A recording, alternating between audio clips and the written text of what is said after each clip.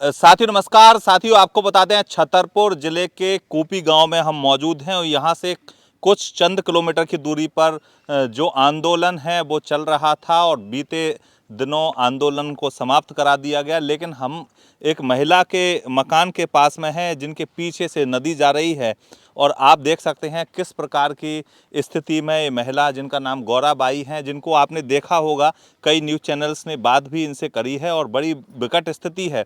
और इन लोगों के आंदोलन करने का मोटिव यही है कि जो can Betwa link river link परियोजना जो गवर्नमेंट की, जिसमें इंटरलिंक किया जा रहा है दो नदियों को, जहां से कैन नदी से बेतवा नदी में पानी पहुंचाया जाएगा। 44,000 करोड़ की परियोजना है।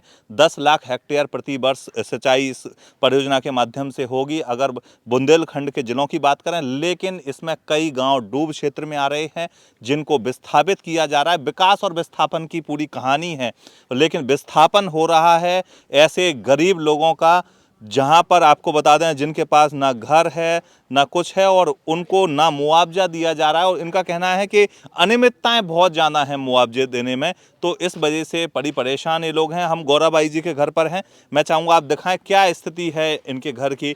मैं यही चाहूँगा आप कैमरा लेकर थोड़ा सा अंदर दिखाएं कि कितनी बुरी स्थिति में कहीं ना कहीं हम विश्वगुरु और विकसित भारत और विश्वगुरु बनने की बात हम करते तो हैं। मैं चाहूँगा 0.5 पर आप दिखा दें तो पूरा नज़ारा हम देख सकते हैं किस प्रकार से जो गौराबाई महिला हैं, जो कि वृद्ध महिला हैं और अकेली यहाँ पर रहती हैं, उनकी स्थिति है बड़ी गंभीर स्थिति में। कभी भी जो मिट्टी का पूरा घर है, ऐसी ही छत है, बड़ी गंभीर स्थिति में रहने को मजबूर हैं। चूल्हे पर खाना वो बनाने को मजबूर हैं और ये जो घर आप देख रहे हैं ये भी कुछ समय बाद नहीं रहेगा, क्योंकि ये कैन बेतवा लिंक परियोजना में जो पूरा घर है वो अम्मा क्या क्या स्थिति है, क्यों परेशान हैं आप? बहुत सी परेशान है। अब वो इतनी परेशान है कि देखो गिलाए में डरे हैं, कुछ नहीं है, ना खेबे ना पीबे, कुछ नहीं है। जी ने दे दो सो खा लो। अब दवाई के गए थे, एक न पैसे दे रहे, फिर हम दवाई जे कट्टी मट्टी में क्या रखा है इधर?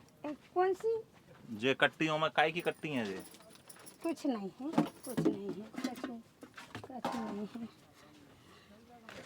इसमें जो है पानी है क्या इसमें? थोड़ी सा इसमें पानी है, पीने का है? नहीं, पानी में नहीं पीना। मैं तो आपसे ये पूछ रहा हूँ क्या कहेंगी, सरकार से क्या निवेदन कर रही हैं आप? ऐसे कर रहा है कि मालक मोई अब बाप जई नहीं मिलो ना कछू नहीं मिलो जे खड़े हमारे गांव के। आप तो फ्लोर देखिए, पूरी मट्टी है और कुछ भी नहीं है। मतलब हाँ, आपके बच्चे हैं क्या? परिवार के लोग कहाँ हैं आपके? परिवार है, सुबह बाहर हैं, सब बाहर है, बाहर चले गए काम हाँ, करने के हाँ लिए? हाँ, कुछ नहीं है घर में। जगह जिमी है, सुबह बाढ़ पड़ गई, जो इमली चौक कोद है सो कागज बता रहे हैं। मैं पूरा बन भी नहीं पा रहा हूँ इसमें और पूरी अब लकड़ी की छत बना रखी कोई है। करे, अब ये अपने हाथ से कर लाओ तो चला गया आपका घर, डूब में चला गया घर? हाँ, डूब में चला गया। अच्छा, कुछ नहीं मिलो, पूछ लो जे हाँ हमारे पड़ोसी मुआवजा नहीं मिला? कुछ नहीं, ना ये नहीं मिलो ना हमें मिलो, इनको तो है इस साइड में।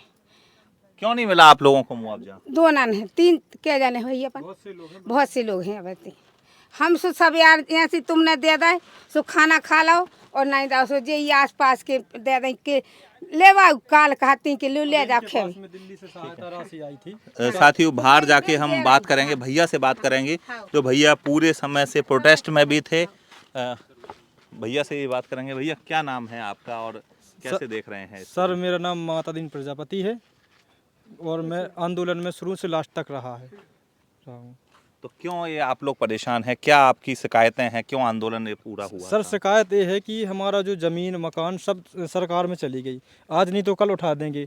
पैकेज मुआवजा कुछ दिया नहीं है, उनका समय आ जाएगा अब हम लोगों को भगा देंगे। सर फिर कहाँ जाएंगे? सरकार तो कह रही है कि ये जो मुआवजा है वो बांट रहे हैं, बिल्कुल प्रॉपर दिया जा रहा है। सर 2023 से मुआवजा 2026 लग गई, तो सर यहाँ अभी 2026 तक किसी को उन लोगों मिला है 50-60 गाँव में, मतलब घर में से कुछ लोगों को मिला है, कुछ लोगों को नहीं मिला है। नहीं मिला है जी। गौराबाई जैसे कितने लोग हैं जिनको नहीं दिया? हम जैसे कम से कम 15 से 20 लोग हैं जिनको, जैसे मैं अपनी बात बताऊं तो मेरे पिताजी को ना पैकेज और ना मुआवजा राशि कुछ नहीं मिला, ओनली ज़मीन का मिला है बस। तो क्यों हो रही है अनियमितताएं, क्या बात सामने आई है, क्या मुझे लगता है कि इस एरिया में हो सकता है सरकार की नज़र न हो, उनने बड़ा बड़ा पैकेज दे के अलग कर दिया, बाकी जो छोटे मोटे हैं उनको सब ऐसा पेंडिंग में डाल दिया। मेरे ख्याल से तो ये है। कुछ लोग कह रहे हैं कि विस्थापन की जगह हमें ज़मीन दी जाए ताकि हम रह सकें, कुछ खेती बाड़ी तो कर सर सकें। खेती के बाद एक मिल जाए खेती तो आदमी का जो जीवन यापन है वो तो कम से कम अच्छे से चल सके।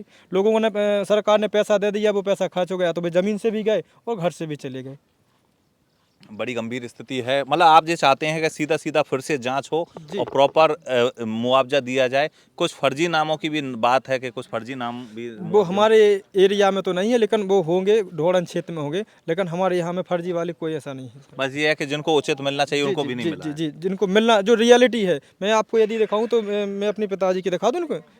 हाँ दिखाइए आप।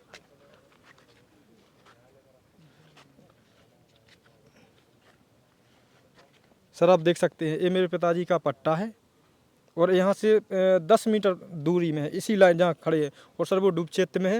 इसके पार पीछे नदी है, कौन सी नदी है इधर? सर यहाँ बराना नदी है जो यहाँ तक पानी डूब क्षेत्र भराव में बराना रहता नदी है। जी। तो सब कुछ डूब क्षेत्र में है। तो साथियों आपको बता दें, गौराबाई के घर पर हम आए थे, चूँकि इतनी गंभीर स्थिति हमने भी देखी तो हमने सोचा क्यों ना हम भी जाकर पता करें क्या ये समस्याएं हैं। लेकिन वास्तविकता में कई गांव यहाँ पर डूब क्षेत्र में हैं जिनका विस्थापन होना है, क्योंकि यहाँ पर एक डोडन डैम बन रहा है। डैम में पानी को स्टोर किया जाएगा, जिसके बाद एक नहर के माध्यम से उसको बेतवा नदी में छोड़ा जाएगा और उसके बाद डैम के जो डूब क्षेत्र में जो गाँव आ रहे हैं उनको विस्थापित किया जा रहा है। ऐसे में तमाम लोग ऐसे हैं जिनका कहना है कि मुआवजे में अनियमितताएं हैं और उनको विस्थापन अगर कर दिया जाएगा, कुछ नहीं मिलेगा, तो कैसे वो अपना जीवन यापन करेंगे। तो फिलहाल गंभीर स्थिति है और लगातार हम इस पर लोगों से बात भी कर रहे हैं और आप तक जो पूरी उनकी आवाज़ है वो पहुंचाने का प्रयास कर रहे हैं।